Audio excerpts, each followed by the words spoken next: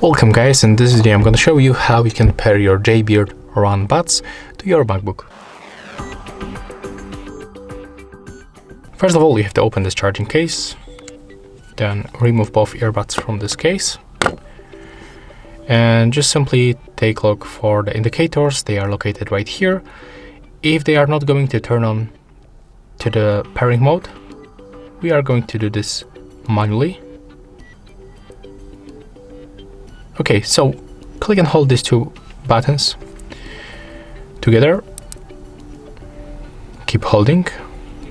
Now release. And do this one more time. Click and hold until indicators start blinking green. Yeah, right now we can release. Put them close to our MacBook. Then simply go to the Bluetooth settings. So we have to open the system settings. Go for the Bluetooth, turn it on by tapping on the switcher, and just take a look for the nearby devices. We have to wait until our Jaybird pops on the list, and here we have it. So click connect. We are connected right now. The last step, go for the sound settings and find if the output and the input is switched to the Jaybird Run XT. Thank you guys for watching. Leave thumbs ups, comments and subscribe to our channel.